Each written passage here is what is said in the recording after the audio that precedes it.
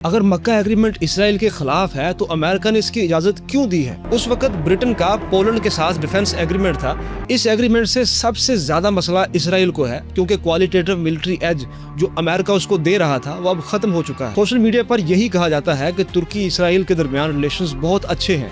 अगर ऐसा है तो फिर तुर्की इस एग्रीमेंट में क्यों शामिल हुआ? I warn, Turkey is the new Iran. अप्रैल 2015 में जब सऊदी अरब ने यमनी हौसियों के खिलाफ जंग का ऐलान किया तो पाकिस्तान से मदद मांगी, लेकिन पाकिस्तान ने न्यूट्रल रहने का फैसला किया। लेकिन 10 साल के अंदर ऐसा क्या होता है कि पाकिस्तान एक के बाद एक डिफेंस एग्रीमेंट करता जा रहा है?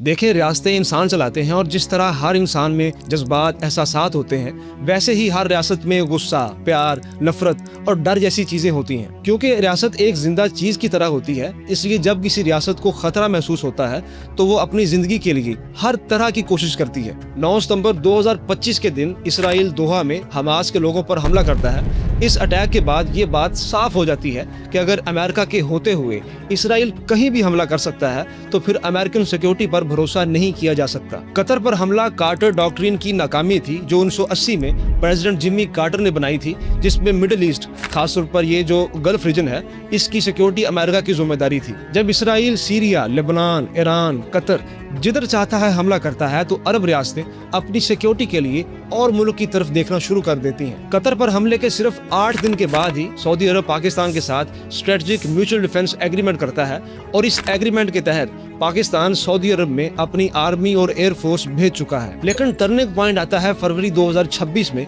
जब अमेरिका और इसराइल ईरान पर हमला करते हैं। जवाब में जब Iran, UAE, Bahrain, Kuwait, Saudi अरब पर हमला करता है तो उस वक्त ये बात वाज़ेह हो जाती है कि जब बाकी अरब रियासतें ईरानी मिसाइलों के निशाने पर थीं, उस वक्त अमेरिका सिर्फ और सिर्फ इसराइल की सिक्योरिटी कर रहा था। 2025 के पाक सऊदी डिफेंस एग्रीमेंट में तुर्की भी शामिल होना चाहता था। पूरा साल नेगोशिएशन चलते हैं और फिर 7 अगस्त को मक्का में अल सफा पैलेस में ये एग्रीमेंट साइन होता है। इससे पहले पाक सऊदी एग्रीमेंट रियाज में साइन हुआ था, लेकिन इस बार मक्का में साइन किया गया ताकि मुसलमानों में इत्तेहाद का तस्वुर पैदा हो और इसीलिए इसका नाम भी मक्का ज्वाइंट डिफेंस एग्रीमेंट रखा गया है। एग्रीमेंट का पूरा टेक्स्ट क्या है ये तो कोई नहीं जानता, लेकिन जो चीज ऑफिशियल है वो ये है कि इस एग्रीमेंट के मुताबिक एक मुल्क पर हमला तीनों मुल्कों पर हमला माना जाएगा।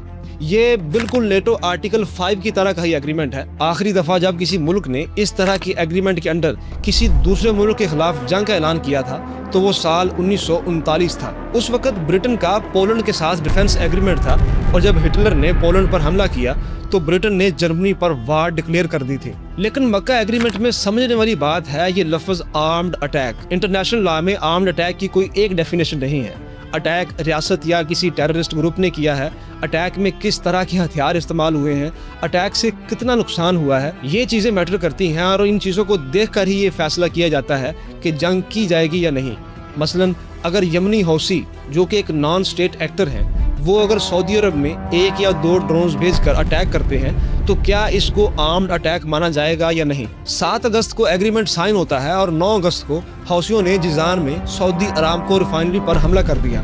लेकिन पाकिस्तान और तुर्की ने हौसियों या ईरान के खिलाफ जंग का ऐलान नहीं किया। लिहाजा ये इन तीनों मुल्कों पर डिपेंड करता है कि वो किस अटैक को आर्म्ड अटैक समझेंगे और एक दूसरे की मदद को जाएंगे। एग्रीमेंट साइन होते ही इसको इस्लामिक नेटो, ग्रीन नेटो और सुन्नी नेटो का नाम दे दिया जाता है, लेकिन हकीकत ये है कि फिलहाल मक्का एग्रीमेंट में नेटो आर्टिकल 5 के अलावा नेटो जैसी कोई चीज़ नहीं है। नेटो का एक पूरा कमांड एंड कंट्रोल स्ट्रक्चर है, उसका एक हेडक्वार्टर है, डिफेंस बजट है और फिलहाल पाकिस्तान, तुर्की, सऊदी अरब के पास इतना पैसा नहीं है कि वो इतना ज़्यादा इंफ्रास्ट्रक्चर बना सकें। मक्का agreement US Japan security treaty और US south Korea mutual defence treaty की तरह है, जिसमें मिलिट्री हेडक्वार्टर्स और डिफेंस बजट तो नहीं है, लेकिन फिर भी अमेरिका ने इन मुल्कों की हिफाजत की जिम्मेदारी ले रखी है। फिलहाल तो मक्का एग्रीमेंट में joint military exercises, defence production, intelligence sharing और एक सेक्रेटेरिएट बनाने की बातें चल रही हैं। 2025 का पाक सऊदी एग्रीमेंट और अब ये मक्का एग्रीमेंट अमेरिका की मर्जी से ही हुआ है।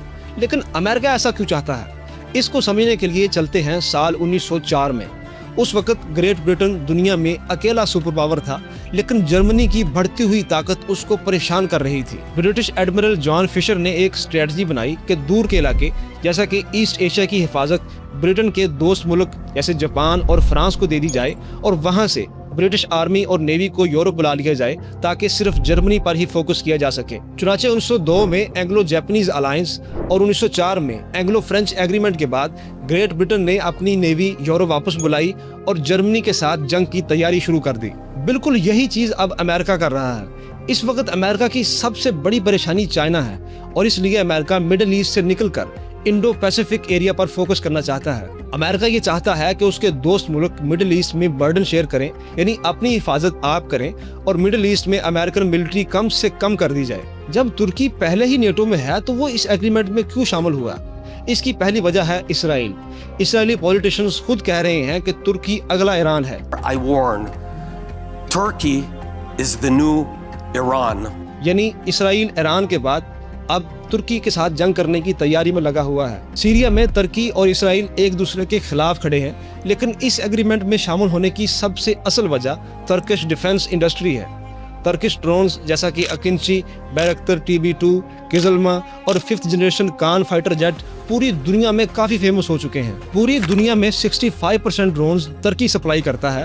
قطر، صومالیہ، لیبیا، عراق اور سیریا میں ترکش ملٹری بیسز پہلے سے ہی ہیں، اور اب سعودی عرب کے ساتھ اس ایگریمنٹ میں شامل ہونے سے تقریباً پورے کے پورے مڈل ایسٹ پر ترکی کی نظر ہوگی۔ سعودی عرب کے اس ایگریمنٹ میں شامل ہونے کی سب سے بڑی وجہ ایران ہے۔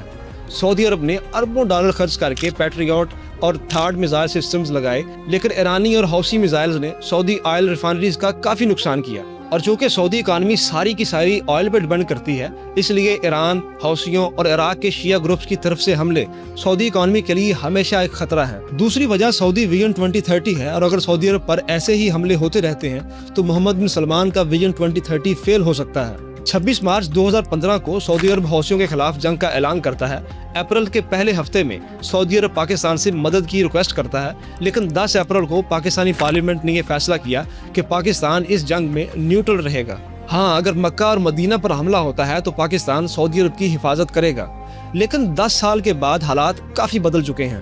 انڈیا کے ساتھ مئی 2025 کی جنگ اور اب ایران جنگ نے پاکستان کو ایک موقع دیا ہے۔ انڈیا جو پاکستان کو آئسولیٹ کرنا چاہتا تھا، اب ایسا نہیں کر سکے گا، لیکن پاکستان کے اس ایگریمنٹ میں شامل ہونے کی اصل وجہ اکانومی ہے۔ اس وقت پاکستان پر $138 بلین کا قرضہ ہے۔ پاکستان کی ڈیفنس انڈسٹری اس مشکل کو حل کر سکتی ہے۔ پاکستان پہلے ہی آذربائیجان، نائجیریا اور میانمار کو JF-17 سیل کر چکا ہے، اور اب کافی دوسرے ملک اس میں انٹرسٹڈ ہیں۔ شاہپر اور سرکس ڈرونز، الخالد ٹینک، یہ ویپنز بھی کافی فیمس ہو رہے ہیں۔ دوسری وجہ ہے ریمیٹنسز۔ مکہ ایگریمنٹ سے پاک سعودی ریلیشنز اچھے ہو سکتے ہیں، اور اس سے اور زیادہ پاکستانی سعودی عرب جا کر کام کر سکتے ہیں، جس سے ملک کی اکانومی کو فائدہ ہوگا۔ اس ایگریمنٹ سے اگر کسی کو سب سے زیادہ مسئلہ ہے تو وہ اسرائیل ہے۔ ابھی تک تو اسرائیل کو کوالٹیٹیو ملٹری ایج مل رہا تھا۔ Qualitative military edge. Qualitative military edge. Their qualitative military edge. Qualitative military edge, which we've committed to. یہ امریکن لا ہے جس کے انڈر امریکہ اسرائیل کو بہترین ویپنز دیتا ہے تاکہ مڈل ایسٹ میں کسی اور ملک کے پاس اسرائیل سے زیادہ اچھے ویپنز نہ ہوں۔ ترکش ڈرون ٹیکنالوجی، سعودی پیسے اور پاکستانی ملٹری سے مڈل ایسٹ میں بیلنس آف پاور بالکل بدل چکا ہے، لہٰذا اب اسرائیل بھی اسی طرح کے ایگریمنٹس کرے گا، اور نیتن یاہو نے تو اس کو کنفرم بھی کر دیا ہے۔ اس ہیگزاگونل الائنس میں UAE، انڈیا، گریس، سائپرس کے ساتھ کچھ اور عرب ملک بھی شامل ہو سکتے ہیں۔ מין משושה של בריתות סביב ובתוך הים התיכון, בתוך המזרח התיכון. זה כולל את הודו, זה כולל מדינות ערביות, זה כולל גם את מדינות אפריקניות וגם... مکہ ایگریمنٹ کتنا پاورفل ہے اس کا پتہ تو تب ہی چلے گا جب کسی ایک ملک پر حملہ ہوتا ہے، لیکن اس سے پہلے بھی ایسے ایگریمنٹس ہو چکے ہیں۔ مثلاً کولڈ وار کے دوران سینٹو ایگریمنٹ کیا گیا تھا، جو امریکہ کے کہنے پر ترکی، پاکستان، ایران اور عراق کے درمیان تھا، لیکن مسئلہ یہ تھا کہ سینٹو میں شامل ہر ملک کا اپنا مقصد تھا۔ امریکہ اس کو سوویت یونین کے خلاف استعمال کرنا چاہتا تھا، عراق کا اپنا ایک پلان تھا، اور پاکستان اس کو انڈیا کے خلاف دیکھتا تھا۔ جب 1965 اور 1971 کی جنگ میں سینٹو نے پاکستان کی مدد نہیں کی تو پاکستان اس ایگریمنٹ سے باہر ہو گیا، لہٰذا جب ایک ٹارگٹ نہیں ہوتا تو اس طرح کے ایگریمنٹس فیل ہو جاتے ہیں۔ مکہ ایگریمنٹ میں بھی کچھ ایسا ہی ہے۔ پاکستان اس ایگریمنٹ کو اکانومی اور انڈیا کے خلاف دیکھتا ہے، سعودی عرب ایران کے خلاف، جبکہ ترکی اس کو کرد لوگوں اور اسرائیل کے خلاف استعمال کرنا چاہتا ہے۔ بالکل اسی طرح گلف کارپوریشن کونسل کا بھی مکہ ایگریمنٹ کی طرح یہ ایک ڈیفنس پیکٹ ہے جو سال 2000 میں سائن کیا گیا تھا۔ یہ ایگریمنٹ بھی صرف کاغذ پر ہی ہے، اور اگرچہ ایران نے ان ملکوں پر بار بار میزائل حملے کیے، لیکن GCC نے کوئی جوائنٹ ایکشن نہیں لیا۔ مکہ ایگریمنٹ ایک کاغذی چیز ہے جیسا کہ ایران کے ریولوشنری گارڈز کہہ رہے ہیں، یا یہ واقعہ ہی نیٹو سٹائل ہے، یہ بات تو صرف آنے والا وقت ہی بتا سکتا ہے۔ لیکن کمنٹس میں آپ یہ لازمی بتائیے کہ پاکستان کو اس ایگریمنٹ سے کیا فائدہ ہو سکتا ہے، اور انڈیا کے خلاف ترکی اور سعودی عرب پاکستان کی کیا مدد کر سکتے ہیں۔